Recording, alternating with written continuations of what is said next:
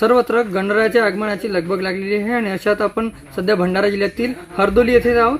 उच्च शिक्षित तरुण जो आहे हा तरुण इथं मोठ्या प्रमाणात मूर्ती बनवण्याचं काम घेतो आणि मोठमोठ्या आकर्षक अशा मूर्त्या त्याने तयार केलेल्या आहेत। आपण त्याच्याकडून थेट जाणून घेऊया कशा प्रकारचे आपण मूर्त्या तयार करता आणि काय आपला उद्देश आहे।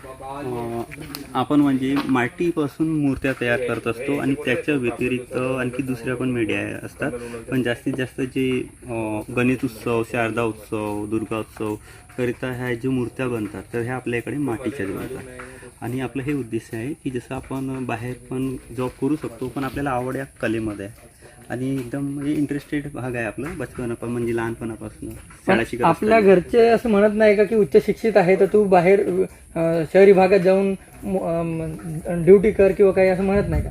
नाही, अगोदर म्हणायचे पण आता नाही, कारण आता त्यांना माहिती झालं की या कलेमध्ये पण कसं काही आहे, आपलं करिअर पण आहे। जर आपण त्या पद्धतीने जर आपण आर्ट प्रेझेंटेशन दिलं तर कुणाला त्याच्यामध्ये काही ऑब्जेक्शन नाहीच नाही। जर आपण आर्ट बरोबर करत नाही आहे, त्याच्यामध्ये एकदम प्रोफेशन नाही आहे कामामध्ये, तर मग ते जर इकडे तिकडे काहीतरी करत बसलं त्याच्यामध्ये काही अर्थ नाही, तर कोणीतरी बोलणारच ना। पण आपलं परफेक्ट काम होत आहे आणि त्याच्यामध्ये थोडंसं आपण चांगल्या पद्धतीनं काम करताय, लोकांना त्यांचे काहीतरी मेसेज जात आहे, लोकांना काही आवडत आहे, त्याच्यामध्ये नवीन काही क्रिएटिव्हिटी आपण जर करतो तर त्याच्यामध्ये जास्त जर विरोध कोणी करत नाही। आता भंडारा जिल्ह्यात तुम्हाला मग इथं मूर्तीसाठी स्कोप आहे का? जास्त करून तर मागणी होते का तुमच्या मूर्त्यांची? स्कोप तर आता हळूहळू वाढत आहे, जसं लोकांना माहीत होत आहे की काम इथं सुरू केलेलं आहे आणि चांगलं काम आहे, तर हळूहळू कोणत्या प्रकारच्या मूर्त्या आता जास्त डिमांड वाढलेली आहे काही?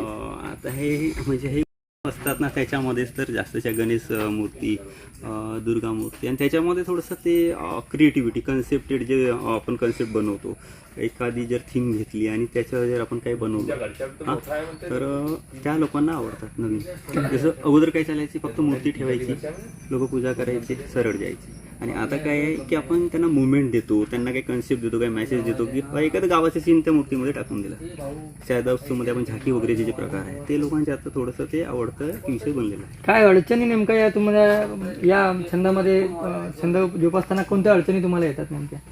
अडचणी तर काही नाही, आपण जेव्हा हे काम करत असतो तर एक नैसर्गिक आपत्ती जेव्हा येते ह्या कामामध्ये, जसं आपलं हे टेम्पररी शेड आहे, आता आमचं काम सुरू आहे, त्याच्यामध्ये कसं आहे एक भीती तयार असते की आपण एवढ्या साऱ्या मूर्त्या बनवलं आणि पाऊस आला, हवा तुफान आलं, त्याच्यामध्ये एक अडचण सर्वात महत्त्वाची आहे आणि मोठी अडचण आहे। मात्र तरी सुद्धा तुम्ही ते आवड जोपासता। नक्कीच भंडारा जिल्ह्यात राहून एक उच्च शिक्षित तरुण जो आहे हा मूर्तिकलेचे आवड जोपासताना दिसून येतोय। बाहेर मोठ्या शहरामध्ये उच्च शिक्षित तरुण जो आहे तो नोकरी करू शकतो, मात्र आपला छंद जोपासण्यासाठी तो भंडारा जिल्ह्यात राहतोय आणि एका हरदोली नावाच्या गावामध्ये मूर्तिकलेची आवड जोपासत आहे आणि भंडारा जिल्ह्यासह इतरत्र तो मूर्त्या आकर्षक अशा मूर्त्या तयार करून पुरवत आहे। रुपेश सपाटे, T9 मराठी, भंडारा।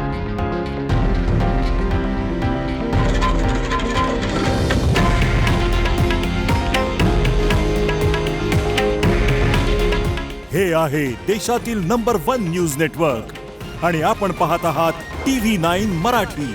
काळजी तुमची, हित महाराष्ट्राचं।